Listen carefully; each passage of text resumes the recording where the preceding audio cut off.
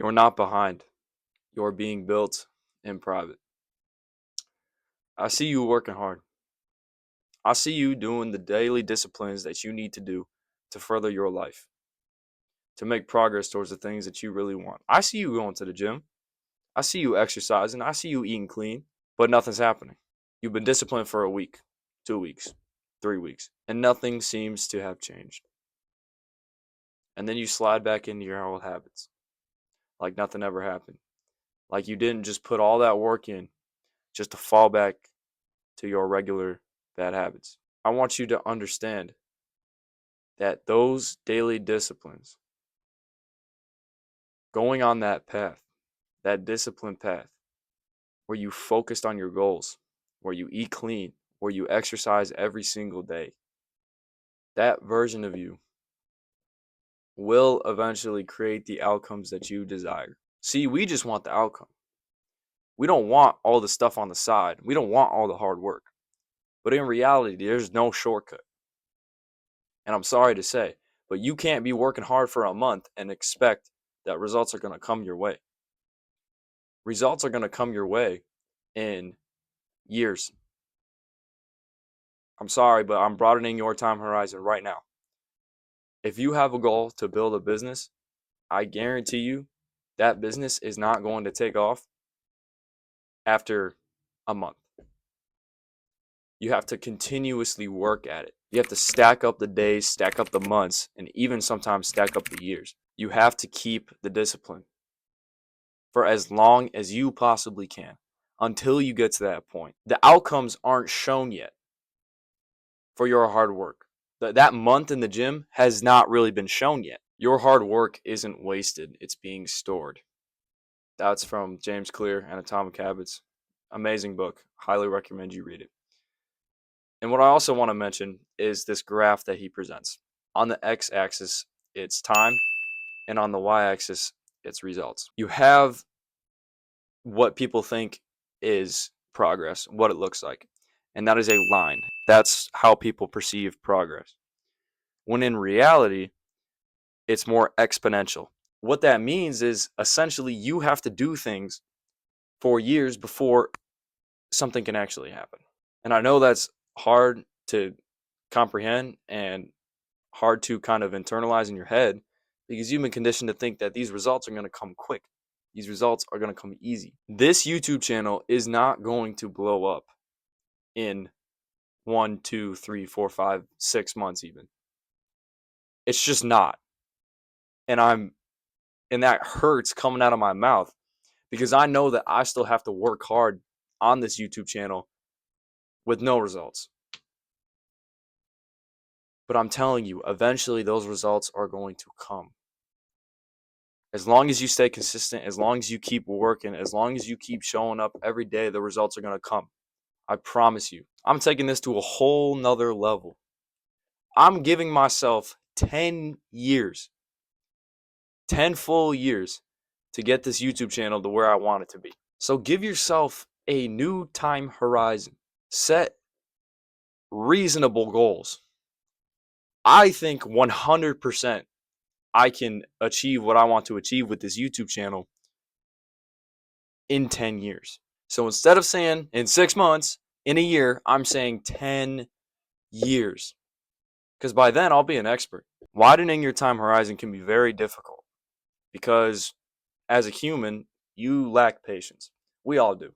It's a flawed characteristic of ours. And especially in today's society where you can just pick up your phone and scroll through 30-second TikToks. And if you don't like something, you could just scroll past and keep going. Like our patience is completely destroyed now. Start abstaining from things that wreck your focus, wreck your patience. And these things include doom scrolling, I would say video games. Just indulging in cheap dopamine just diminishes your patience. When you obtain patience, or I'm not going to say obtain because Alex Hormozy said this. I think patience is more of a scale. Like those emotions, those characteristics can be trained. Everyone has patience. It's not that you don't have patience, it's just that you have a low level of patience. You must also trust in the Lord. You know, I'm a self improvement Christian YouTuber, So I'm actually going to include God in this video, mainly because the Bible is so practical. Christianity is so practical in today's society, in what culture is actually going against. I want to really talk about just putting your full self into God. And what that looks like is basically imagining yourself, right? You are a human being, you are you. You have a soul. That soul you are giving to God. Literally picture it. You are handing away your soul to the Father up in heaven. And I want you to meditate on that, and I want you to think about it deeply, because it's a deep thing. I know that He has a plan for me. So why would I worry? Why would I worry about how much money I'm making? Why would I worry about my subscribers? Why would I worry about my views when God controls all that? He is literally the one that is going to create your success. And I know that sounds cliche, and that sounds like, oh, well, what about me? What about me? And yeah, I guess you're the one carrying out the actions. But who do you think put those ideas into your head? Who do you think gave you the brilliant idea to go and start a YouTube channel, or to start a business, or to exercise daily? It was God, because He wants what's best for you. And I know sometimes in life that's hard to understand. When your family member dies, okay, God, why would you want that for me? And I have a saying where God's plan is God's plan. That's all I say. When something rough happens, I'm saying God's plan is God's plan. And it's a part of it.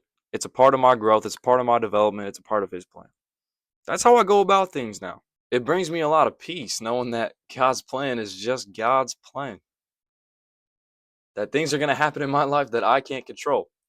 God's going to see that, and He can choose to do something about it or not. It really doesn't matter.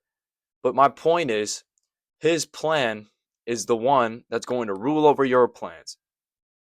You can put your trust in God because you know that He is the eternal being. He is the eternal God who looks after you always, who is always there with you by your side no matter what. God took human form when He sent Jesus. Jesus was God. God was Jesus on earth. Jesus was perfect, selfless, caring. He lived probably one of the happiest lives that I've ever seen a man ever live.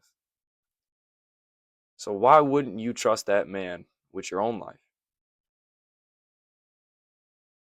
Why wouldn't you trust him to prosper you?